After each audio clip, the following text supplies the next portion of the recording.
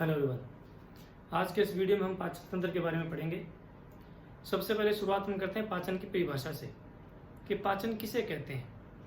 देखिए, भोजन के जटिल अणुओं को भोजन के सरल अणुओं में तोड़ने की प्रक्रिया को हम पाचन कहते हैं। यह पाचन की प्रक्रिया हमारे शरीर के अंदर होने वाली एक जटिल प्रक्रिया है जिसमें बहुत से रासायनिक पदार्थ भाग लेते हैं और शरीर के अंदर बहुत से अंग और बहुत सी ग्रंथियां भाग लेती हैं। ये सारी ग्रंथियां, ये सारे अंग मिलकर एक पूरे तंत्र का निर्माण करते हैं जिसे हम पाचन तंत्र कहते हैं।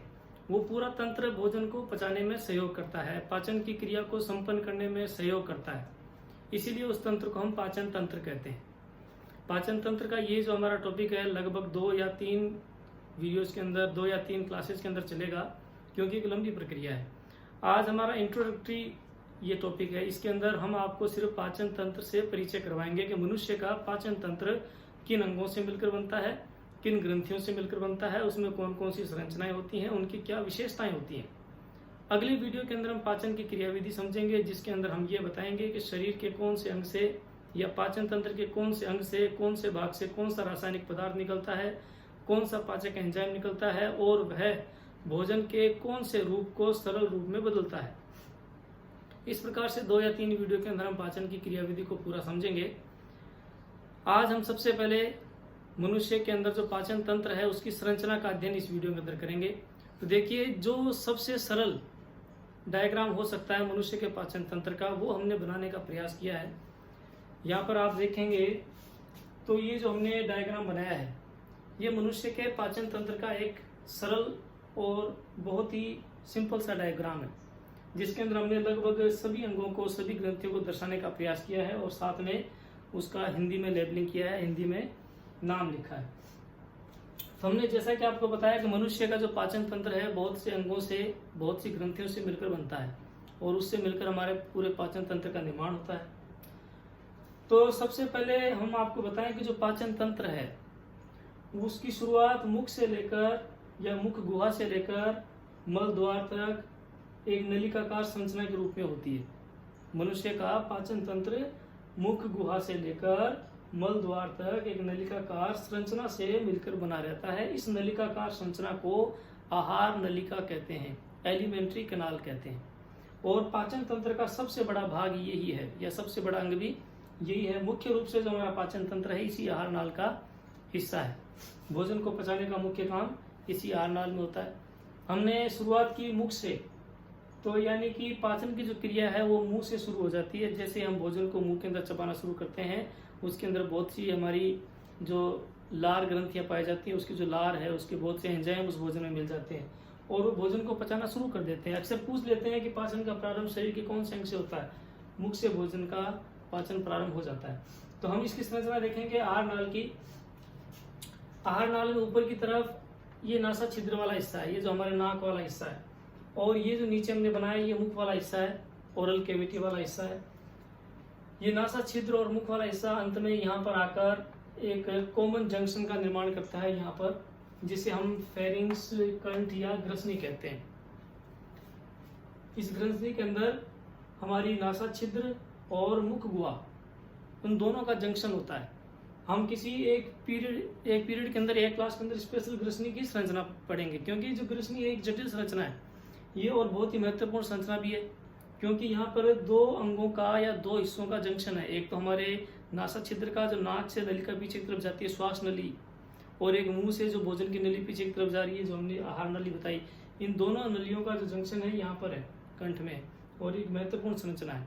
इसका हम अगली क्लास के अंदर स्पष्ट डायग्राम करके बताएंगे कि इसके अंदर कौन कौन सी संरचना पाई जाती है। अभी हाल फिलहाल मुख और नासा छिद्र और उससे जो अगला हिस्सा है वो कंठ या ग्रसनी का है। इस ग्रसनी से आगे एक 25 सेंटीमीटर लंबी नलिकाकार संरचना जा रही है, जिसे हम कहते हैं ग्रास नाल। इंग्लिश में इसको ईसोफेगस कहते हैं। ईसोफेगस पूरी आहार नाल के अंदर एकमात्र ऐसा हिस्सा है जिसमें भोजन का पाचन नहीं होता, या फिर इसके अंदर किसी भी प्रकार के पाचक एंजाइम का स्त्रावण नहीं होता। ये ग्रास नाल है। ग्रास नाल का मुख्य कार्य क्या है कि जो भोजन हमने मुंह के अंदर ग्रहण किया है उस भोजन को आहार नाल में नीचे की तरफ पहुंचाने का जो काम है वो ग्रास नाल का है, ईसोफेगस का है। क्योंकि इस ग्रास नाल की जो दीवार है इसके अंदर एक विशेष प्रकार की गति पाई जाती है इसकी मांसपेशियों में, जिसे क्रमानुकंचन गति कहते हैं, पेरास्टालसिस मूवमेंट इंग्लिश में कहते हैं। क्रमानुकंचन गति ऊपर से लेकर नीचे की तरफ इस प्रकार से गति करती है जिससे कि जो हमारा भोजन है वो ऊपर से नीचे की तरफ अपने आप खिसकने लग जाता है। हमें सिर्फ भोजन को एक बार निगलने की आवश्यकता होती है, उसके बाद उसको आहार नाल में नीचे की तरफ पहुंचाने के लिए अतिरिक्त प्रयास करने की आवश्यकता नहीं पड़ती। उसका कारण क्या है? उसका कारण है ग्रासनाल। ग्रासनाल के अंदर मांसपेशियों में क्रमानुकुंचन की गतियां पाई जाती है, पेरास्टालसिस मूवमेंट पाई जाती है, जिसकी वजह से भोजन स्वतः आहार नाल में नीचे की तरफ चला जाता है। फिर आहार नाल में ग्रासनाल के बाद हमें एक थैली नुमा, ये बाईं तरफ, ये हमारे शरीर का बायां हिस्सा है, ये दायां हिस्सा है, तो हमारे शरीर में बाईं तरफ थैली नुमा अंग्रेजी के जे के आकार की एक संरचना पाई जाती है जिसे हम आमाशय कहते हैं। ये आमाशय भी आहार नाल का बहुत महत्वपूर्ण हिस्सा है। आमाशय के अंदर मुख्यतः प्रोटीन का जो पाचन है वो आमाशय के अंदर होता है। आमाशय में 3 भाग पाए जाते हैं, इसके अंदर तुमने नहीं बताया, वैसे आपको हम बता देते हैं। आमाशय में 3 भाग पाए जाते हैं, जिसमें ऊपर का जो हिस्सा होता है उसको कार्डिया कहते हैं, जो इसके बीच का हिस्सा होता है उसको फंडिक कहते हैं, और सबसे नीचे का जो हिस्सा होता है उसको पाइलोरिक कहते हैं, या फिर इसको जठर आगम, जठर निर्गम, और बीच का हिस्सा उसको फंडिस कहते हैं। इस प्रकार से हमारे आमाशय के अंदर 3 हिस्से पाए जाते हैं। और आमाशय की विशेष बात ये कि आमाशय के अंदर इसकी चारों तरफ दीवार में एक म्यूकस की, श्लेष्मा की मोटी दीवार पाई जाती है, और वो इसी ग्रंथि से, इसी आमाशय से हाइड्रोक्लोरिक अम्ल नाम का एक बहुत ही तेज रासायनिक पदार्थ निकलता है। उस रासायनिक पदार्थ से इसकी दीवारें बची रहें, वो एसिड होता है एक प्रकार का, जो कि भोजन को पचाने का काम करता है। बहुत स्ट्रॉन्ग एसिड होता है, और वो स्ट्रॉन्ग एसिड ऐसा होता है कि यदि वो श्लेष्मा की सुरक्षा आवरण इसके अंदर नहीं पाए जाए तो वो आमाशय की दीवार को जला सकती है।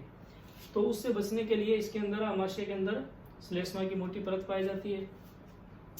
आमाशय के बाद शुद्ध आंत या छोटी आंत जिसे कहते हैं, छोटी आंत की शुरुआत हो जाती है। छोटी आंत के अंदर भी जो सबसे पहले शुरुआती भाग दिखाई देता है वो अंग्रेजी के सी के आकार की नलिकाकार संरचना। आमाशय छोटी आंत के अंदर खुलती है। छोटी आंत का भी अंग्रेजी के सी के आकार का जो भाग है उसे हम कहते हैं ग्रहणी, ड्यूडेनम। आमाशय को स्टमक कहते हैं इंग्लिश में। ये ग्रहणी है, ये अंग्रेजी के सी के आकार की होती है। ये अक्सर पूछ लेते हैं कि आमाशय की जो संरचना है या आमाशय की जो आकृति है वो कैसी होती है। आमाशय की आकृति अंग्रेजी के जे के आकार की होती है। जो ग्रहणी है उसकी आकृति कैसी होती है? अंग्रेजी के सी के आकार की होती है। और ये जो छोटी आंत है जिसको हमने कहा था शुद्रांत्र, स्मॉल इंटेस्टाइन जिसे हम कहते हैं, साधारण भाषा में छोटी आंत कहते हैं। छोटी आंत जो है वो पूरी पेट के अंदर इस प्रकार से लिपटी हुई, गुथी हुई पाई जाती है। और छोटी आंत आहार नाल का सबसे लंबा हिस्सा है, क्योंकि बहुत ज्यादा गुथा हुआ कुंडलित रूप में पाया जाता है। और भोजन का सबसे ज्यादा पाचन, भोजन का सबसे ज्यादा अवशोषण जो होता है वो छोटी आंत के अंदर ही होता है। और इस छोटी आंत को चारों तरफ से घेर के एक मोटी नलिकाकार संरचना पाई जाती है जिसे हम कहते हैं बृहद्रांत्र या बड़ी आंत या लार्ज इंटेस्टाइन, कुछ भी आप कह सकते हैं। ये हमने इसका बृहद्रांत्र वाला हिस्सा बनाया। ये जो बृहद्रांत्र है, इस बृहद्रांत्र के अंदर जो अगला हिस्सा है इसको हम कहते हैं सीकम। और इसका जो उल्टे यू के आकार का, इसकी भी आकृति कभी कभी पूछ लेते हैं। जो बड़ी आंत है उसके अंदर उसकी जो कोलन वाला जो हिस्सा है, सीकम के बाद जो दूसरा हिस्सा है इसको कोलन कहते हैं, कोलन। ये कोलन अंग्रेजी के उल्टे यू के समान होता है। सीकम हो गया, कोलन हो गया, और बड़ी आंत का जो सबसे लास्ट का हिस्सा है उसे हम कहते हैं रेक्टम या मलाशय। छोटी आंत, छोटी आंत के बाद बड़ी आंत। बड़ी आंत का भी आगे 3 हिस्सा होता है, सीकम, कोलन और रेक्टम। सीकम इसका शुरुआती भाग होता है, कोलन इसका बाकी बड़े यू आकार का होता है जो कि पूरी छोटी आंत को घेर के रखता है। और इसका जो सबसे अंतिम फूला हुआ है भाग उसको क्या कहते हैं हम? रेक्टम कहते हैं या मलाशय कहते हैं। देखिए ये जो बड़ी आंत है, इस बड़ी आंत के अंदर भी भोजन का पाचन नहीं होता है। भोजन का लगभग पाचन छोटी आंत तक संपन्न हो जाता है। उसके अंदर जितने भी भोजन के पोषक तत्व होते हैं, जो हम अगले किसी पीरियड में बताएंगे आपको, भोजन के पोषक तत्व कौन कौन से होते हैं, जिसमें कार्बोहाइड्रेट है, प्रोटीन है, वसा है, खनिज लवण है, जितने भी पोषक तत्व होते हैं उन सारों का जो पाचन होता है वो छोटी आंत तक आते आते लगभग हो जाता है। बड़ी आंत में जब भोजन पहुंचता है तो उसमें किसी भी प्रकार का पाचक पदार्थ नहीं पाया जाता, केवल तरल पदार्थ में बचा हुआ अपशिष्ट पदार्थ पाया जाता है। तो उस तरल बचे अपशिष्ट पदार्थ में से जल के अवशोषण का कार्य ये बड़ी आंत करती है। यानी कि पचे हुए भोजन में से जल के अवशोषण का कार्य कौन करता है, बड़ी आंत करती है। और जो बचा हुआ भोजन था जिसमें से हमने जल को अवशोषित कर लिया, वो अब ठोस अपशिष्ट पदार्थ के रूप में बचा रह जाता है, जिसे हम मल का नाम देते हैं। वो मल जो है इस मलाशय के अंदर संग्रहित रहता है, और इस मलाशय के अंदर जब उस मल की मात्रा ज्यादा होती है तो उसको मल के रूप में शरीर से बाहर मल द्वार के द्वारा त्याग दिया जाता है। तो ये हमने मुख से लेकर मल द्वार तक के आहार नाल की संरचना के बारे में देखा कि इसमें कौन कौन से भाग पाए जाते हैं। इस आहार नाल के अलावा भी पाचन तंत्र में कुछ विशेष ग्रंथियां, कुछ विशेष अंग पाए जाते हैं जो पाचन के अंदर सहयोग करते हैं। जैसे हम शुरुआत में देखें तो हमने यहाँ पर कुछ लार ग्रंथियां बना रखी हैं। ये लार ग्रंथियां भी अलग अलग प्रकार की होती हैं। सबमैंडिबुलर ग्रंथि जो कि हमारे जबड़े के नीचे की तरफ पाई जाती है, सबलिंगुअल ग्रंथि जो हमारी जीभ के नीचे की तरफ पाई जाती है, टेम्पोरल ग्रंथि जो हमारे कान के पास पाई जाती है। ये लार ग्रंथियों की उपस्थिति के आधार पर उनके नाम है। तो हमने स्पष्ट या साधारण रूप से लार ग्रंथियां बना दी। इन लार ग्रंथियों से भी पाचक एंजाइम निकलता है, और वो पाचक एंजाइम हमारी लार की सहायता से भोजन में मिलता है, और वो भोजन को पचाने का प्रारंभ कर देता है। मुख्य रूप से टाइलिन, पेप्सिन, ये पाचक एंजाइम है जो कि लार ग्रंथियों से निकलते हैं। इसके अलावा हमने यहाँ पर एक अति महत्वपूर्ण संरचना बनाई है जिसको हम कहते हैं यकृत या लीवर। यकृत ये थैली की जैसी संरचना है जो कि हमारे शरीर में दाईं तरफ पाई जाती है, राइट साइड में पाया जाता है, और ये लगभग 1.5 से लेकर 2 किलो का वजन का होता है। इस यकृत के अंदर छोटी छोटी लगभग 1 लाख के समान छोटी छोटी यकृत कुपिकाएं पाई जाती हैं, जिसको यकृत की संरचनात्मक और क्रियात्मक इकाई भी कहते हैं। यकृत हमारे शरीर की सबसे बड़ी ग्रंथि है, और यकृत के द्वारा बहुत से, या यूं कहीं शरीर के अंदर सबसे ज्यादा पाचक एंजाइम, सबसे ज्यादा रासायनिक पदार्थ जो निकलते हैं तो वो यकृत में से निकलते हैं।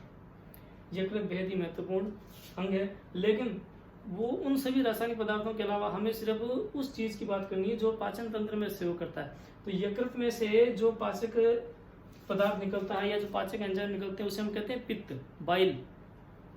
तो यहाँ से वो पित्त का स्त्राव होता है, और इस यकृत के नीचे एक ग्रंथि पाई जाती है छोटी सी, जिसको हम कहते हैं पित्ताशय, थैलीनुमा, गॉल ब्लैडर अंग्रेजी में इसको कहते हैं।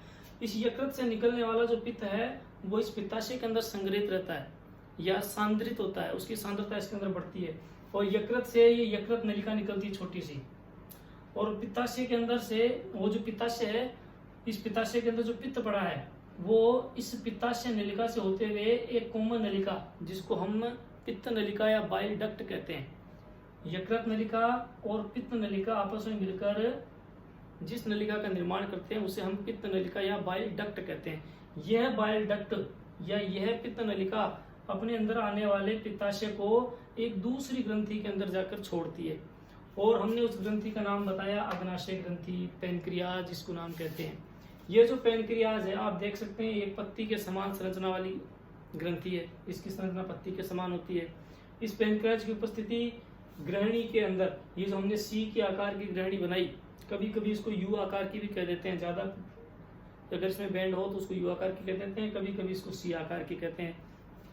तो जो सी आकार की ग्रहणी है उसके अंदर हमारी ये 6 से लेकर 8 इंच बड़ी ग्रंथि पाई जाती है, जिसे हम अग्नाशय ग्रंथि कहते हैं, पैनक्रियाज कहते हैं। अग्नाशय ग्रंथि की विशेषता ये है कि ये एक प्रकार की मिश्रित ग्रंथि है। और मिश्रित ग्रंथि क्या होती है, मिक्स्ड ग्लैंड क्या होती है, वह ग्रंथि जिसमें अंतःस्त्रावी और बहिस्त्रावी दोनों गुण पाए जाते हैं उसे हम मिश्रित ग्रंथि कहते हैं।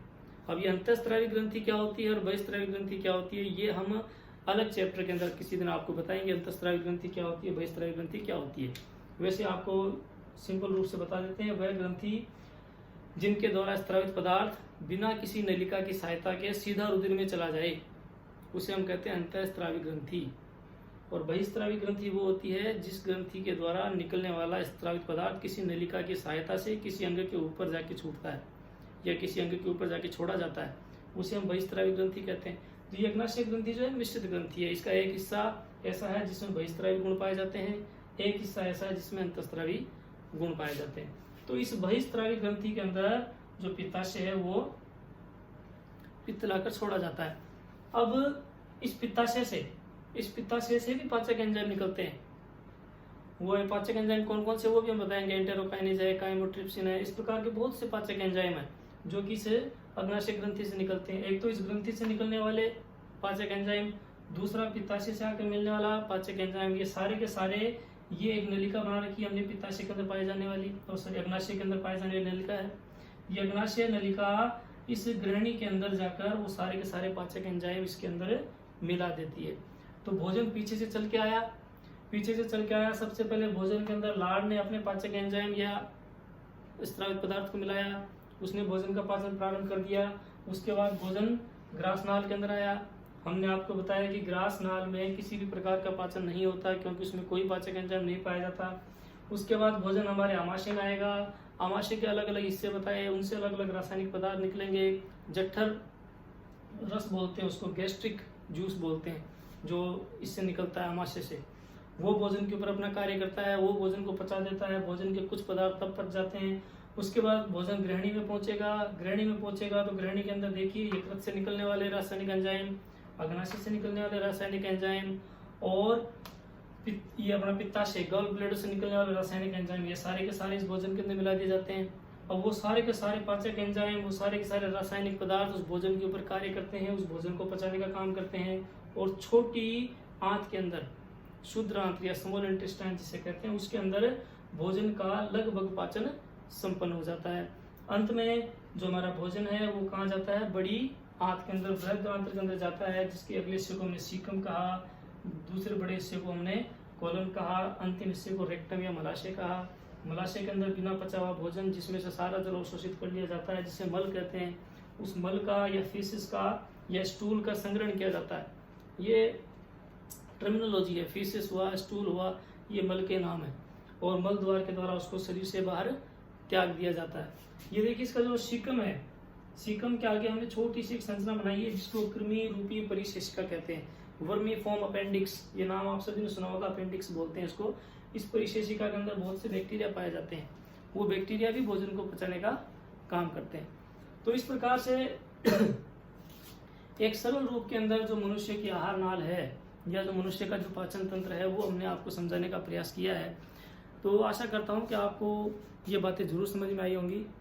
अगले वीडियो के अंदर हम जो पाचन की क्रियाविधि है उस क्रियाविधि के अंदर जितने भी पाचक एंजाइम हैं, उन पाचक एंजाइमों के नाम, वो पाचक एंजाइम भोजन के कौन से रूप के ऊपर कार्य करते हैं और उसको अंत में किस रूप में तोड़ते हैं, वो सारी समीकरण, ये सब हम पाचन की क्रियाविधि के रूप में आगे अगली क्लास में पढ़ेंगे। तब तक के लिए थैंक यू वेरी मच।